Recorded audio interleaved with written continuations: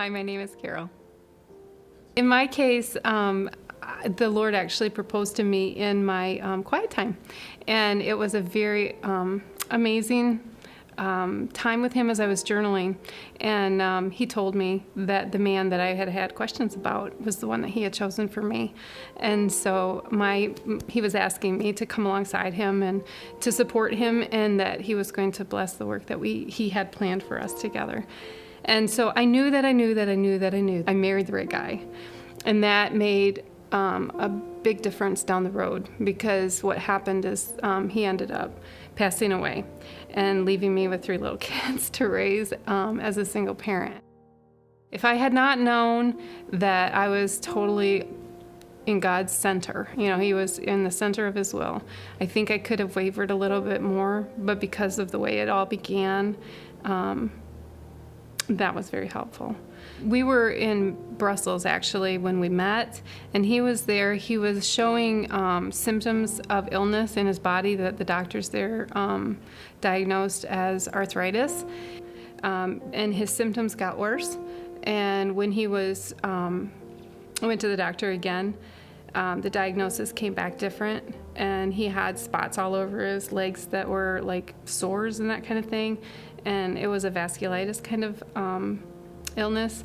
And so they ended up, when his kidneys failed, then they were actually able to diagnose that he had Wegener's granulomatosis.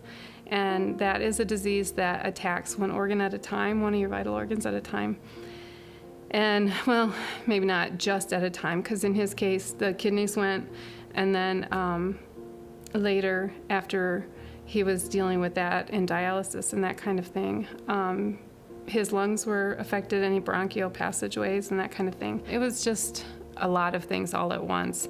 I guess we took it all in stride, because we as a family tried to make it a point to always look for some joy somewhere in every day. God has something out there. And my mom taught me as we were growing up, or as I was growing up, we played the game I Spy, and it was just like I spy God at work, and she'd point something out, and then we'd have to kind of guess what God was at work doing. And in our case, we just chose to find the good and find, points that we could rejoice about in each day. And so that sustained us, plus our church family, just knowing and sensing the love that they had for us as well. And Michael was extremely positive, extremely filled with faith. He just truly believed that God was in control, and we were excited because it was a time of new, life with our children and a new adventure and the whole thing, and that was all wonderful. But at the same time, there's this, what's this, God? You told me that this was the man I was to come alongside, and now, is this diagnosis, so what's up with all that? It just really was not your typical life, but at the same time, we had kids running around and, trying to enjoy life and enjoy the joys that would come our way. And again, looking for joy in it all, because there was a lot of joy. There was a lot of laughter. There was a lot of, aha, God's at work. And we were very thankful for that. We did end up having to go to the hospital often. And so we kind of got used to hospital runs, midnight hospital runs. And the way that worked out is there was different people from our church that were willing to babysit pretty much at the drop of a hat. And that was amazing that they were willing to do that and able to. I mean, with jobs and everything else, they still made time for our family, and that was huge. That was huge.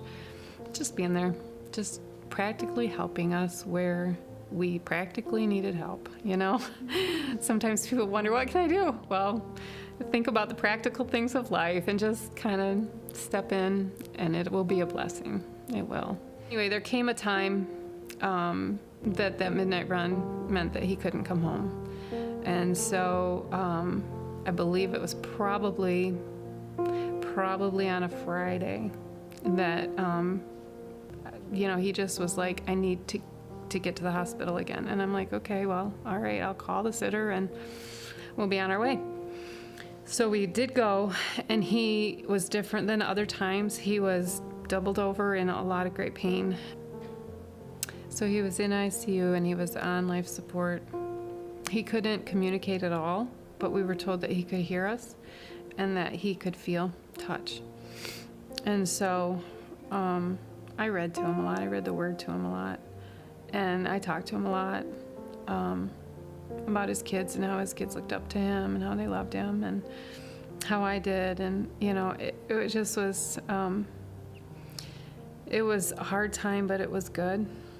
And again, I don't know how anybody gets through stuff unless the grace of God covers them.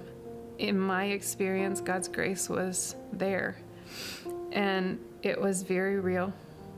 And my responses, you know, would have been different probably had I not known the Lord. But he carried me, and I'm so thankful.